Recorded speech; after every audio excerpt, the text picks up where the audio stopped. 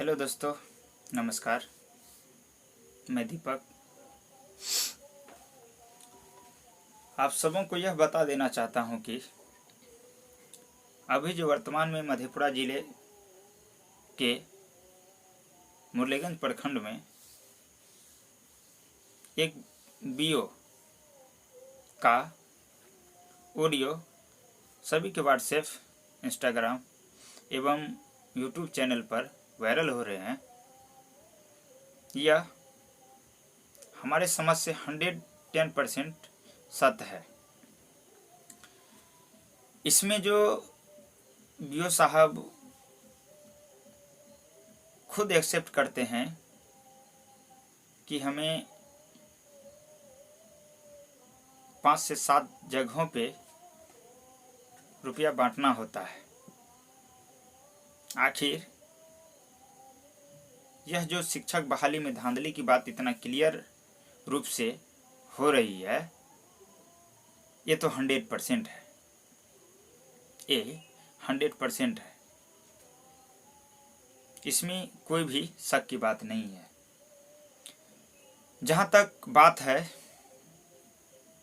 तो हर एक जगह, हर एक क्षेत्र में यह बात हुई है। अभी वर्तमान में देख रहे हैं, अच्छे स्टूडेंट्स, अच्छे टीचर जिसके पास में मेरिट है, वह अपने ज्ञान के बलबूते पे एक टीचर नहीं बन पा रहे हैं। लेकिन कुछ ऐसे ही हमारे समाज में कीड़े हैं जो अपने स्वार्थ के लिए 2 लाख, 3 लाख, 4 लाख, 5 लाख लेकर वैसे स्टूडेंट्स को शिक्षक के रूप में भर्ती कर रहे हैं, जिसे नहीं होना चाहिए। इसमें शर्मनाक बात तो यह है कि हमारे जो मुख्यमंत्री जी हैं, शिक्षा के निर्देशक जी हैं, शिक्षा के अपर सचिव हैं, या कोई भी पदाधिकारी क्यों नहीं हो, ब्लॉक स्तर पे हो, जिला स्तर पे हो या मुख्यालय स्तर पे हो, इसमें सभी की मिली भगत जालसाज है और धांधली कराने में सर्वोपरि हाथ है। आप देखते होंगे कि कुछ दिन डॉक्टर रंजीत बाबू जब नियोजन की प्रक्रिया प्रारंभ थी तो हर एक बच्चे के दर्द को समझते थे और जिस जिस नियोजन इकाई में धांधली की शिकायत पहुंचती थी तो डॉक्टर रंजीत बाबू लाइव आके तुरंत इन्फॉर्मेशन देते थे कि इस नियोजन इकाई में कॉल लगाइए और देखिए कि यहाँ का माहौल क्या है। बच्चे जो कह रहे हैं कि धांधली हो रही है, क्या यह गलत है, क्या यह सही है, तो तुरंत उस पर एक्शन लेते थे। लेकिन इसको जानबूझ के हटाया गया है। क्यों हटाया गया है? क्योंकि हमारे जो सुशासन बाबू हैं या इससे मिले हुए जो अधिकारी हैं, उसको यहाँ से कमीशन नहीं पहुँचता था, इसीलिए उसको तबादला बीच नियोजन इकाई में की गई। तो छोड़िए, उस सब बात तो बाद में होगी। लेकिन बात अब यहाँ पर आते हैं, क्या जब इस प्रकार से नियोजन इकाई में धांधली हुई है, जिसने भी ये करवाया है, सीओ, बीडीओ, डीओ, चाहे जिस किसी भी प्रखंड में हो मधेपुरा के अलावा, तो क्या उन्हें सजा मिलेगी? हमारे अनुभव से सजा नहीं मिलेगी। सजा उन्हें मिलती है जो गरीब दबते के बच्चे हैं, या गरीब दबते के आदमी है, उसको कानूनियन प्रक्रिया के द्वारा इन सुशासन बाबू के माध्यम से, कर्मचारी के माध्यम से हमेशा सजा मिलती है। मेरा बस एक ही मानना है, अगर ये बात सही साबित होती है कि मधेपुरा जिले के मुरलीगंज प्रखंड में इस प्रकार से धांधली एक बीओ के द्वारा कराई गई है, चाहे उसमें जितने भी पदाधिकारी हो, शिक्षा विभाग से जुड़े हुए या कोई भी अन्य अभ्यर्थी, उसे काफ़ी बड़ी से बड़ी सज़ा मिलनी चाहिए। यहाँ तक कि उसे उम्र कैद की सज़ा होनी चाहिए, नहीं तो हैंगअप फांसी की सज़ा होनी चाहिए। अगर ये बात सामने क्लियर होती है 100%, तो इससे यह सीख मिलेगी कि एक गरीब बच्चे से किस प्रकार से हम उसकी ज़िंदगी को हम बर्बाद कर रहे हैं और उससे रुपया की हम ठगी कर रहे हैं।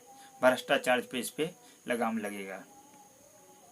लेकिन ऐसा भी नहीं करेंगे, ऐसा भी नहीं करेंगे। बस इतना करेंगे इस नीतीश बाबू की सरकार में कि उसको एक स्थान से हटा के दूसरे स्थान पे तब्दील कर देंगे, स्थानांतरण पद कर देंगे। इसके अलावा कुछ नहीं होता है।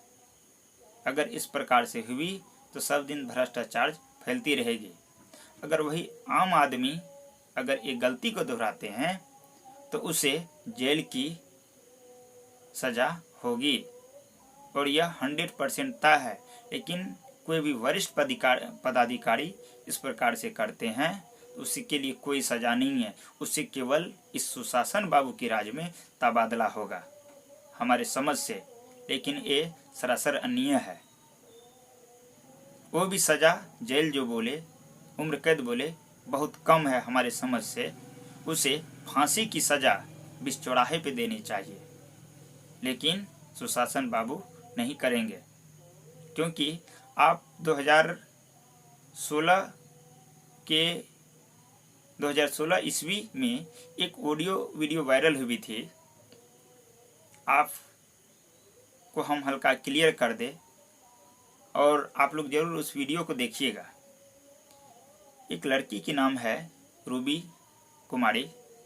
राय, जिनके पिताजी कोई शिक्षा से जुड़े हुए पदाधिकारी थे। उन्होंने अपने पिताजी को बताया कि पापा जी आप हमें पास करा दीजिएगा। लेकिन रूबी राय के पिताजी एक पदाधिकारी, शिक्षा पदाधिकारी होने के नाते पास कराने के बदले में उन्होंने बिहार टॉपर करा दिया। जब मीडिया के सामने इस प्रकार से पूछी गई रूबी राय से, आपने किस प्रकार से पढ़ाई किया जो इतने अंक आए, आप बिहार टॉपर हुए, तो उन्होंने सभी विषय के नाम तक नहीं बोल पाए। पॉलिटिकल साइंस के बारे में पूछा गया कि आप पॉलिटिकल साइंस में क्या चीज़ की पढ़ाई करते हैं, तो उन्होंने पॉलिटिकल साइंस को प्रोडिकल साइंस पढ़ा। अब सोच सकते हैं कहाँ तक हद है। और क्या रूबी राय के पिताजी जो शिक्षा विभाग में पदस्थापित थे, क्या उसको कोई सज़ा मिली?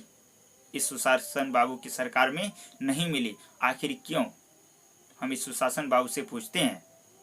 अगर वही गरीब के कोई पिताजी रहते, उसको घसीट के कुत्ते की तरह जेल की सलाख के अंदर बंद करता।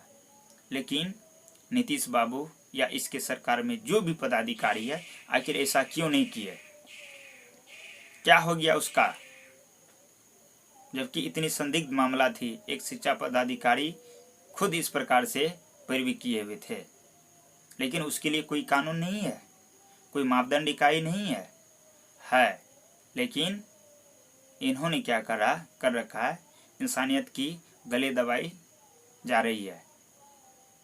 जब तक ये नीतीश सरकार की सरकार रहेगी, ये राज रहेगी, तो हमारे समझ से बहुत ही गड़बड़ है। कारण है कि आज ये 15 साल से 15 से 20 साल से लगातार बिहार के मुख्यमंत्री रह चुके हैं और इसे किस प्रकार से भ्रष्टाचार हो रही है इसको ये मालूम नहीं है। जब 2012 की नियमावली के अनुसार हाईकोर्ट से यह ऑर्डर आया हुआ है कि 2 से 2.5 लाख 1.5 से 2 लाख शिक्षकों के फोल्डर गायब है, तो सुशासन बाबू को सोचना चाहिए।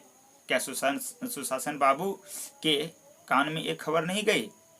क्या शिक्षा मंत्री, प्राथमिक शिक्षक निर्देशक या शिक्षा से जुड़े हुए अन्य जगत के जो भी पदाधिकारी है, क्या उसके कान में जू नहीं रेंगा होगा कि जब इतने टीचर फर्जी हैं जिसके फोल्डर नहीं मिल रहे हैं, ये ऑफलाइन बहाली के कारण से हुई है, तो फिर ये जो बहाली 94,000 की चल रही है इसको हम ऑफलाइन क्यों ले? जब सरकार के द्वारा हर एक चीज मापदंड इकाई है कि संशोधन कर सकते हैं और हर संभव प्रयास सही के लिए कानून प्रक्रिया अपनाई जाती है, तो 2012 की नियमावली के अनुसार जो शिक्षक बहाली चल रही है इन्होंने इसको रद्द क्यों नहीं किया, बल्कि बच्चे सब रद्द करने की भी मांग की है। आखिर ऐसा क्यों? मैं पूछना चाहता हूँ, ऐसा क्यों? सभी के सभी है ना, कहते हैं ना कि शिक्षा विभाग के जादूगर हैं, तो मैं जादूगर नहीं, मैं शिक्षा विभाग की चाटुकार के नाम से इसको जानेंगे, चाहे कोई भी पदाधिकारी क्यों नहीं हो। कारण है कि सरकारी स्कूल में एक भी शिक्षक के, एक भी पदाधिकारी के बच्चे नहीं पढ़ते हैं। उसको क्या पीड़ा मालूम कि सरकारी स्कूल में क्या चीज़ की पढ़ाई होती है, नहीं होती है। यहाँ तो एक गरीब के बच्चे पढ़ते हैं, तो अभी देखिए स्कूल का क्या कंडीशन क्या हुआ है। जिस बच्चे के थैला में किताब होनी चाहिए, स्लेट पेंसिल होनी चाहिए, स्लेट की जगह प्लेट लेके बच्चे स्कूल जाते हैं, क्या वहाँ पे खाक पढ़ेंगे? नहीं पढ़ेंगे। स्लेट की जगह स्लेट स्कूल ले जाना भूल जाते हैं, लेकिन बच्चे अपने साथ प्लेट ले जाना नहीं भूलते हैं। कारण है कि वहाँ पे शिक्षा के नाम पे एक कलंकित कर रखा है नियम के अनुसार। तो दोस्तों, इस वीडियो को आप सभी ज़्यादा से ज़्यादा शेयर करें तो भी अच्छा होगा। आगे बात मैं यह बता देना चाहता हूँ कि अभी भी जो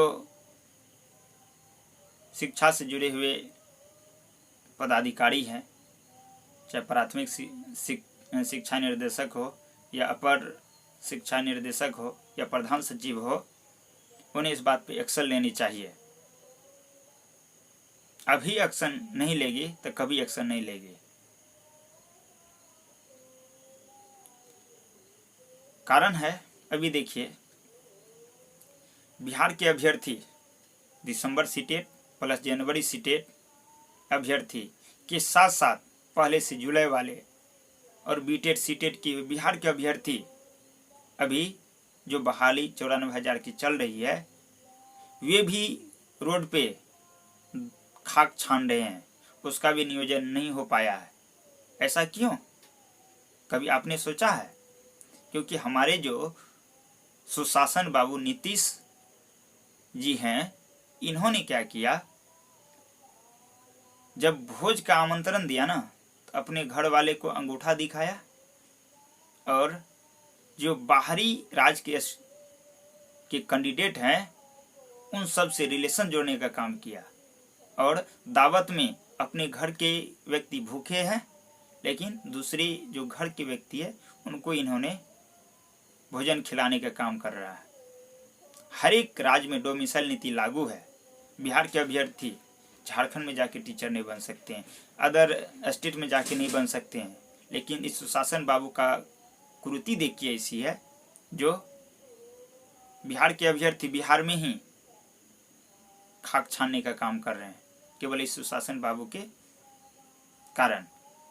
डोमिसाइल नीति लागू नहीं किया, बल्कि सब चीज जानते हैं। कहा जाता है ना कि कम से कम दूसरे चीज से भी हम सीखे लेकिन ये सीखने की तुल नहीं है, सीखते नहीं है। केवल ये कहेंगे कि हमारा देश बढ़ेगा। बढ़ेगा क्या? खाक। आज महिलाओं पर अत्याचार हो रहा, लेकिन इसको दिखाई दे रहा नहीं, दिखाई पड़ेगा। जब भी क्या कहता, आप पटना जाइए आंदोलन के लिए, ये सुशासन बाबू क्या करेंगे? पुलिस के बल पे भी जो स्टूडेंट अपनी उचित मांग कर रहे हैं, इसको खदेड़ने का काम करते हैं, महिलाओं पर लाठियां चलाने के काम करते हैं, महिलाओं की बात को सुनते नहीं बल्कि उसे हमेशा भगाने का काम करते हैं। इस प्रकार से सौतेला व्यवहार जो ये करती है, हमारे अनुभव से अब इसकी सरकार गिरना तय है। और जितने भी जनवरी प्लस दिसंबर सीटेट के कैंडिडेट हैं इस बिहार में, प्रॉपरली नीतीश बाबू की बैंड इस बार बजा ही देगी और बजा के ही छोड़ेंगे। उन्होंने जिंदगी बर्बाद करने के लिए तुला हुआ है ना, लेकिन हम लोग का क्या है, पकौड़ा तो तलने के लिए तैयार ही है। नीतीश सरकार भी मतलब अपना रुतबा दिखा दी है, तो कोई बात नहीं है। जब हाथ दिया है तो फिर क्या चीज़ का जज्बा, एक नहीं बल्कि 1000 रास्ते हैं। तो प्यारे दोस्तों, इस वीडियो को ज़्यादा से ज़्यादा शेयर करें और मुरलीगंज में जो बीओ के माध्यम से ये धांधली की प्रक्रिया जो अपनाई गई है, अगर ये बात सही निकलती है तो ऐसे बीओ को फांसी की सज़ा होनी चाहिए हमारी समझ से। जय हिंद दोस्तों, all the best, love you all, thanks.